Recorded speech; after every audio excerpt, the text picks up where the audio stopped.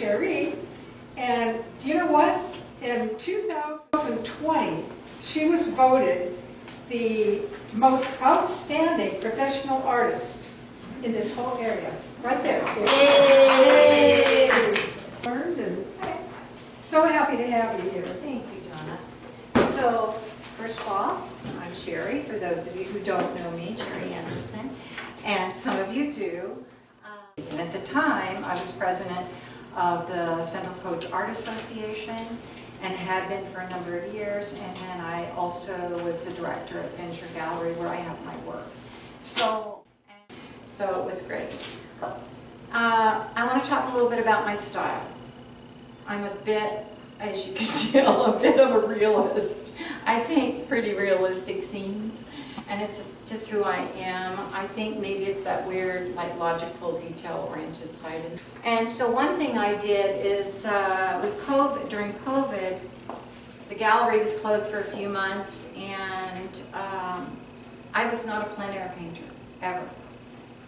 And I thought, I could do this, I could figure it out maybe, and I'll go out and learn to paint plein air because no one was out there, right? I mean, I could paint in Pacific Grove along the trails, no one, you know, and when people were walking, the last thing they would do is come up to you because of COVID, right? So I decided during COVID to branch out, and because I always paint in my studio. And so I've taken workshops, plein air workshops, and I've learned a lot. And I've learned to do paintings small and quicker than I ever thought I could do. And so now this is Carmel, a very well-known scene, and I stood right here and I was in a workshop and I painted that scene, and I finished probably 85% of it on site, so it was all down.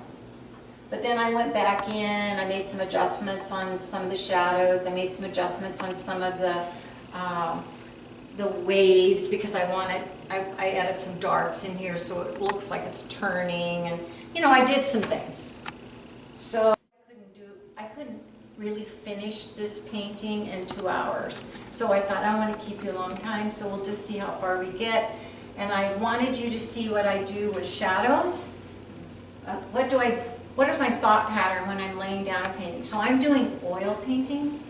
Oil paintings means dark goes in first, light goes in last. Acrylic painters, light goes in first, darks go in last. So it's the opposite. Completely the opposite. Also with acrylics, it dries quickly, you don't have quite the flexibility. Oils have lots of flexibility, and I love that.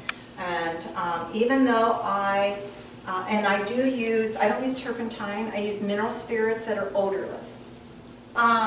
So in this painting, what I did the other day is I laid down the darks, and then I wanted to see where the lights were because it really makes a difference quickly. So I put some lights in there so I could see things.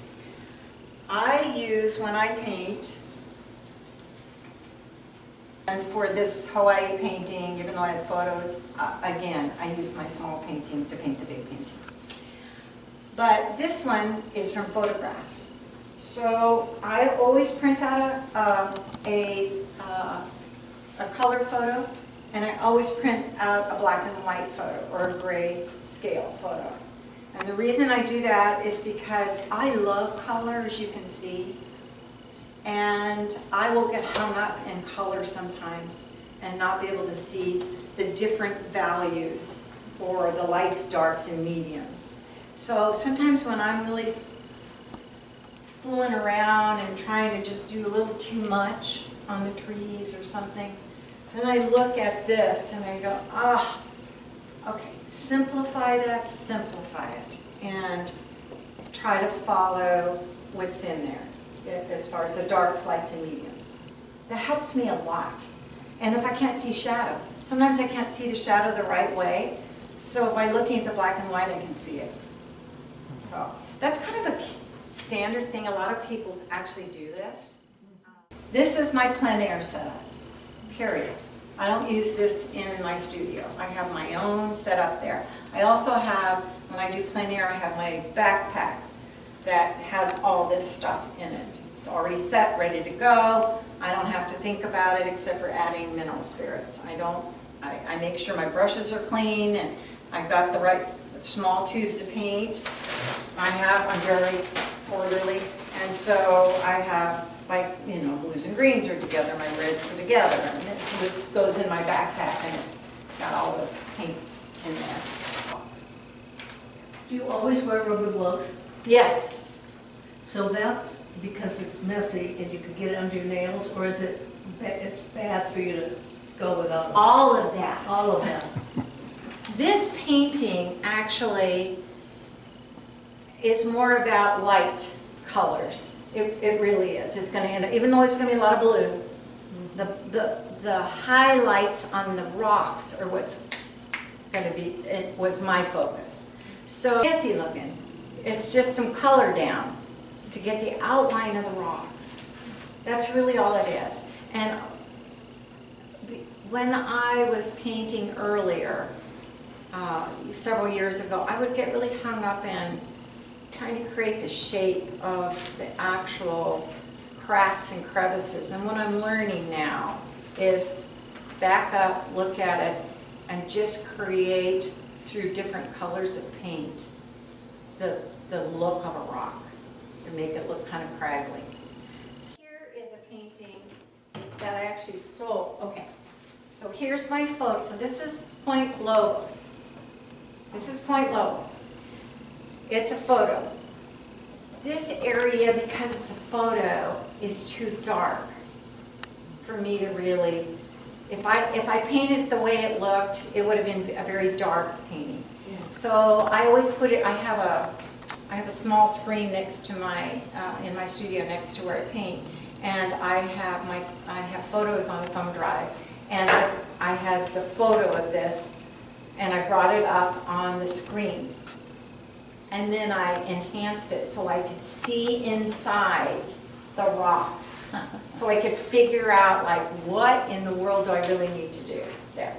So that's the photo, and I'll pass this around. And then here's my stages. So I'm putting down my darks, and they're not going to stay that dark. But it's okay, make it as dark as you think it's going to be. Just put down all your darks, and then you'll go back over it and lighten it. That with oils. Acrylic's the opposite. And so, there's that one. And you'll see I have different shades of dark in here. When I send this around to you, you're going to see there's different shades of blues and kind of a reddish browns in there. They're all the same value, which means they're all dark, because that's dark, but they have different colors, so it makes it look like rocks. As soon as you do different colors, it sticks out. So here's the next stage. And I do a lot of water, because Seascape's selling in a gallery. And I had this little gal come in the other day, and she goes, you really like the color blue. I'm like, yeah, I do, because I do a lot of Seascape. She goes, yeah. She was about 20. She was cute. Steve knows how we get it. Okay, so there's me putting in the underpainting of the water. That's a typical color that I use. It's probably cobalt blue and what have you. And then, here's more.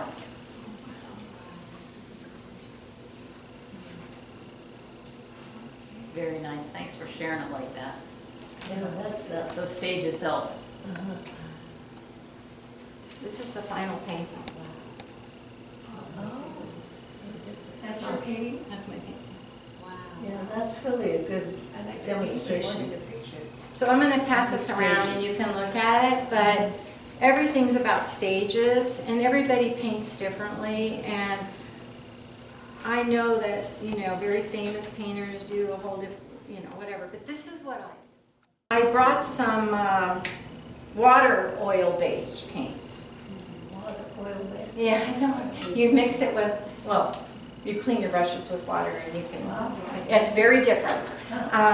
And so it works like acrylics. There's two pieces to that. It works like acrylics a bit, but it has more properties of oil painting. So you can mix it better and there's all that. And it stays dry. It doesn't dry right away. Yeah, I like it. Yeah, some people love it and some people need to do that instead of oil-based. Sometimes what I do, because I do a lot of seascapes, is I will put down some water lines. What I mean by water, white water. I will put down just enough so that I can see it. So over here and over here, I did that 2 days ago, and that won't be the finish, but it's looking pretty good. And I'll do that just so I can see the movement in the water. So that's my way of being able to. Same thing over here. You know, it's putting in some of the waves, and they're not white. They're white with a little orange in them, not much, but they catch a little sunlight. So I will do that earlier in the painting when you kind of go, geez, that seems like it's a little early. But for me, it helps me be able to see the movement in the water. So is the orange mixed with the white, or? Mm-hmm. Okay. It's white with Got it. smidgen, so much of a smidgen. And also the other thing when I paint is I've learned over the years that it's okay to change things. I think I was really, I'm somebody who follows the rules, and I'm that kind of person. And I gave myself permission over the years that, you know, if the tops of that tree doesn't work for me, like for instance in this photo, I am not putting this over here, this because it's distracting, it's not going to help the painting, I'm not going to do it.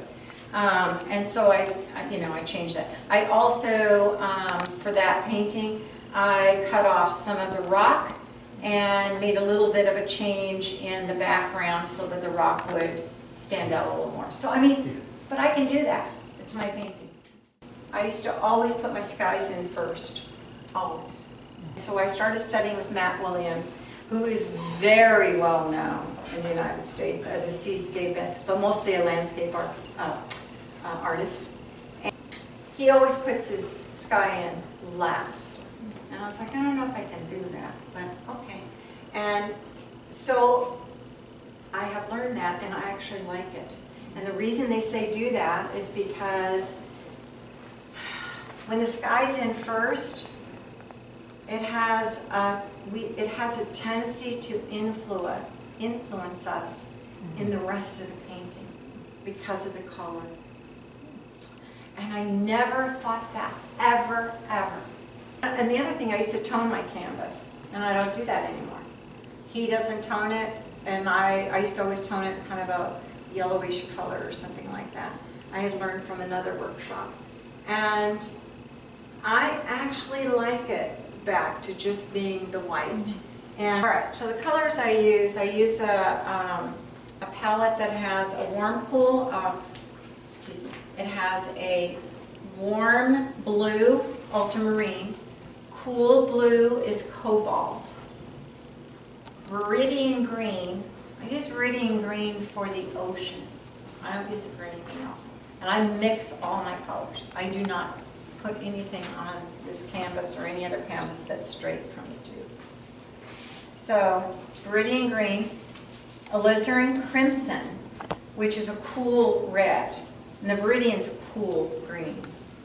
I don't usually have on my palette a warm red because it's rare that I ever would use that. So I'll put an orange on instead, and that'll give me that. This one is, I used to use yellow ochre, and then I was watching a video of this well-known Australian artist, and he uses something called gold ochre. And I have switched that. I only use gold ochre, and it's because yellow ochre will create more of a chalky effect, and the gold ochre stays really nicely true. So, and then I use, so gold ochre is warm, a warm color. I use lemon yellow, which is a cool yellow, and I use it a lot for distance trees, for colors in trees. And then I use a cadmium yellow medium, which is the warm yellow. And then I always have on my palette for the rocks here, and the rocks in Hawaii, is burnt sienna. Also, it makes a great dark. I don't ever use black. I never use brown out of the tube. I mix everything. And then I use white, and then I added this, it's called titanium buff, and it's like the color of sand. That's what this is. And I used to always mix my sand colors. But again, I went to a workshop, the one where I did that, and he used titanium buff, and I'm like, I have to think about this. This looks pretty good. Yellow, like I probably used cadmium yellow. Yes, because it's closer to us, so we want it warmer. So I added a little of there. You're also going to see that I've got, because I mix up purple, and I've got purples in this. Yeah. And so I use white in it too, but not much, because the white makes it look chalky. So what I want to do here is, I do want to start, I need to put all this in, but I'm going to just show you a little bit about the rocks. We'll kind of get those started, and then I'm going to go in and just put color in. All right. I used, this is like, almost looks black, doesn't it? But it's made with burnt sienna and ultramarine blue. But it's also a bit purpley, and so I will also use ultramarine blue and crimson.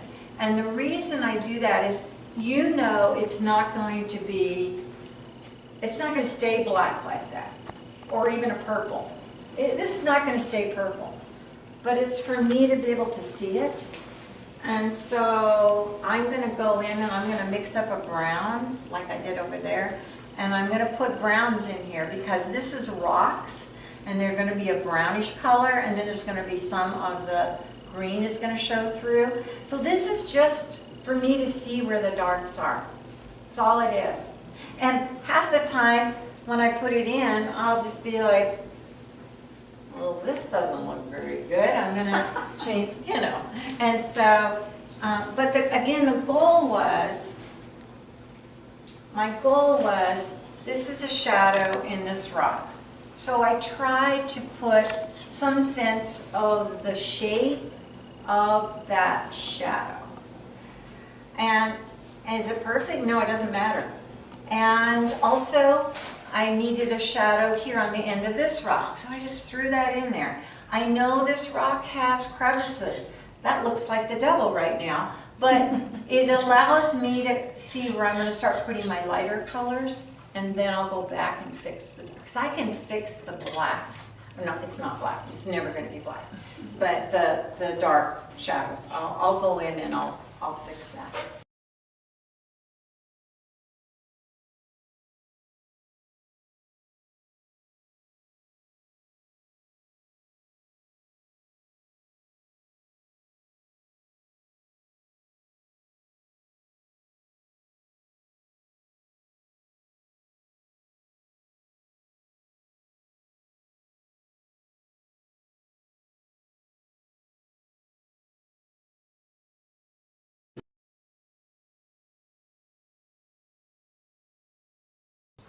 All right, one of the things I learned when I was doing the rock that was in front of this is, in the photo, it blends in. In the photo, you can't see where the rock, the top of the rock and the back area starts or stops. And I had a problem with that. I was like, that's not working for me. So in the bigger painting, I cut the rock down a bit, and then I put a lot of dark behind it so that it would stick out. So that's what I'm going to do now. And my dark is going to be ultramarine blue, and burnt sienna.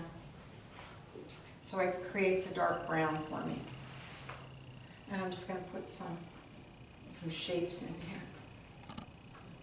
And then when I lighten this up a lot on the top of the rock, it should, in theory, it should work. We shall see.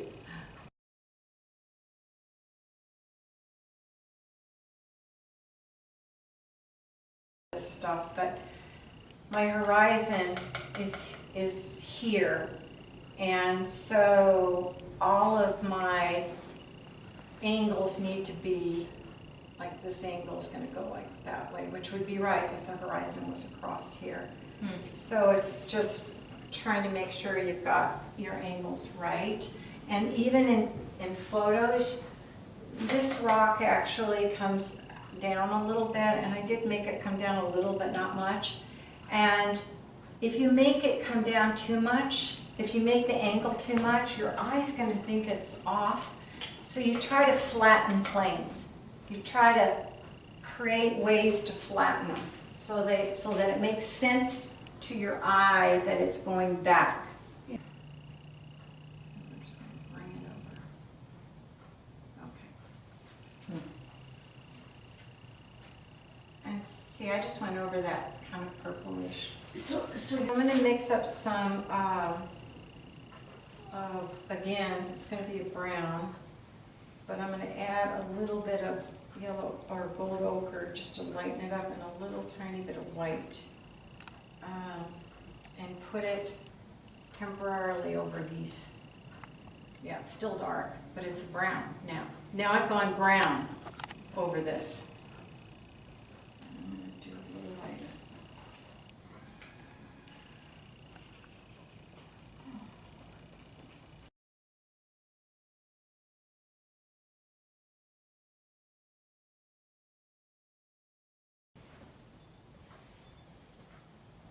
Okay, so it'll seem like too much sometimes, and then the good thing is you go back over it with the green, so it doesn't matter.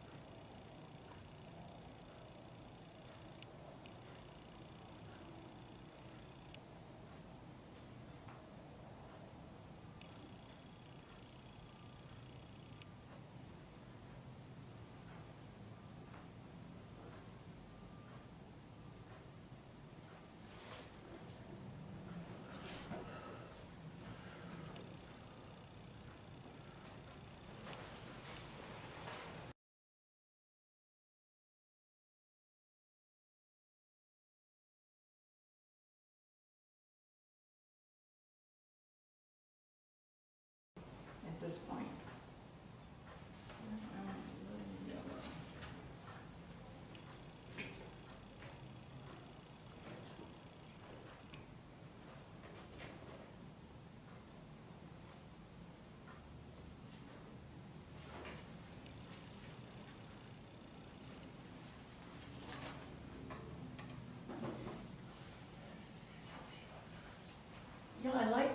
that you're staying in one area and working on one area. Is that normally what you do? I won't stay, no. Yes and no. Okay. I wanted to get, because that's my focal point, so I wanted to kind of get that down, and it's not done or anything, but it helps me to see what I want to do around it. Mm-hmm. For me, that's how it works.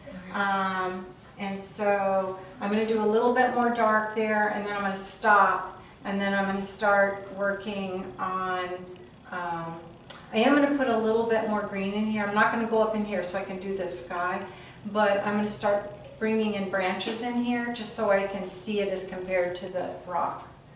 So now, when I put the water in without the shadows, the rock's going to float. Sure. Oh, yeah. Sure, it's- Right? So I'm just going to quickly do a little of this and see if I can't make it sit again. Okay. All right, that worked. Easy. Let's try that. It's like when I play golf and I can't get the shots right. I go, oh, let's try this. Same thing with painting. Okay, so I just kind of want to get it to sit again. All right. It's not perfect, doesn't matter. It's just so I can see it. Okay. Otherwise, it won't sit. Same thing up here.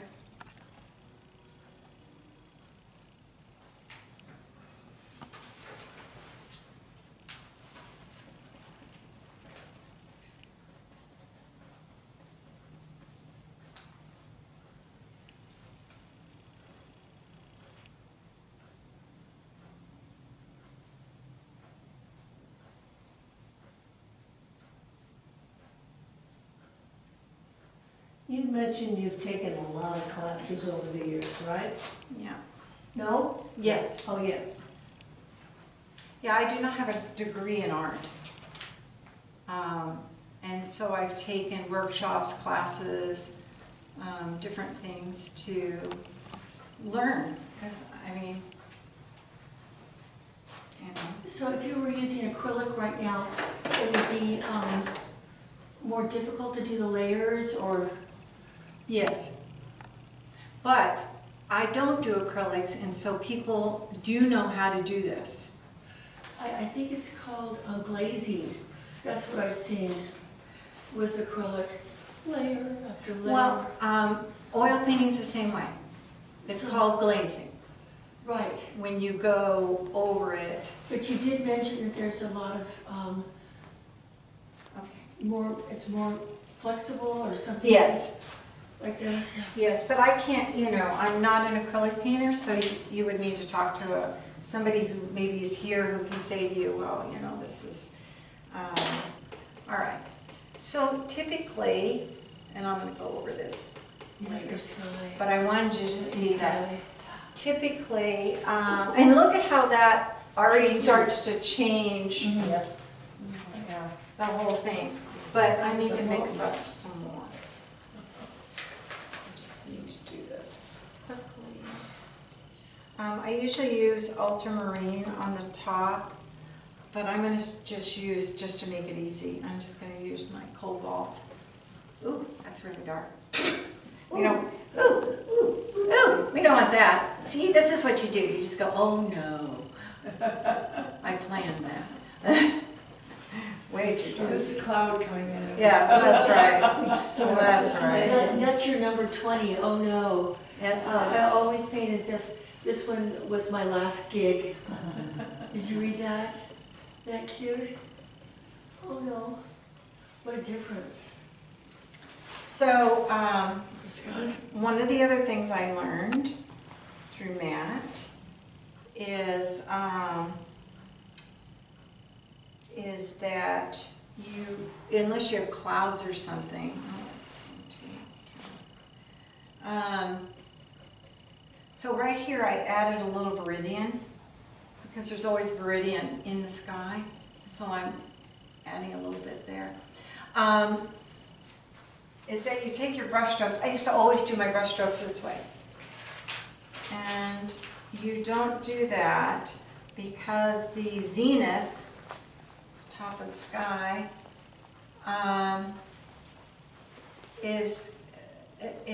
it's going up.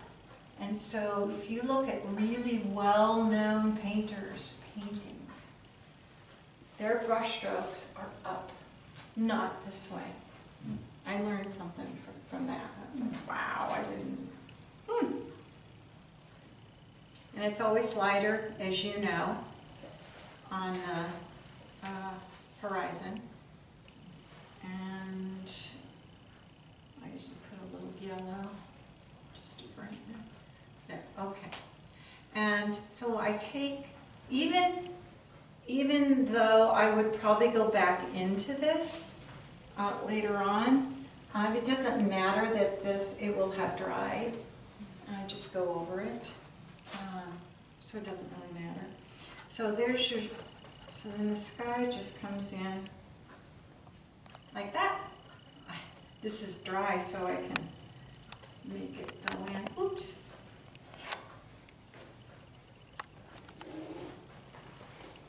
But if it's not dry, then you just do the best you can.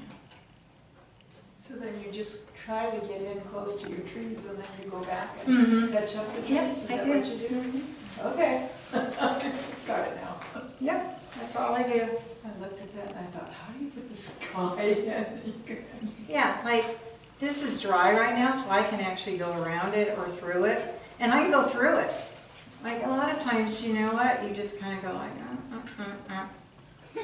and just kind of get it in there and okay, well that's kind of weird, but it doesn't matter. And yeah. Thank you. Thank Yeah, you, I that was- appreciate you doing that part for me. Yeah. Put the sky in. Yeah. My brain hurts. How does she do that, right? Yeah, I know. my brain hurts. I know. And I'm using really thin paint right now. I would paint thicker on the next layer of this, but I just kind of wanted to get it down for you so you could see how it's done. But I would. Do most people do it that way, or is that just a Really technique? well-known artists do. Okay. Well, I don't think Do I'm what? in that group. Skylights. Paint those skylights. Yeah, paint skylights. Oh, I don't know about the sky being last, but yeah, no. No, that's just probably. Oh, you mean coming down, painting? Yeah, painting it so that the brush strokes are actually, I actually kind of like that idea. and it's funny, like in the gallery, where my paintings are, when the lights are shining on it, boy, it just catches. And I have this one painting that I showed you that was in the photo. The left-hand side of the sky in that painting has a lot of kind of yellows and stuff, and it's catching in the gallery, the light's catching it. And I had this woman tell me the other day, she said, oh my God, she goes, that's just, it looks so warm. And so, I mean, she, you know, the lights actually caught the brush strokes. Oh, okay. But yeah, so that's kind of it. And I would have put some lights down here and, you know, just started creating that area, and yeah, kind of how it Thank works. Thank you. Sorry that I didn't get very far, but Oh, thank you. You That did. was very helpful. Yeah. I appreciate you very much. yeah, it's kind of funky, but at least you can see that I actually get to it. Thank you, everybody, for being so patient. Thank Oh, you. it's just like, yeah, these chairs are not exactly Even though I know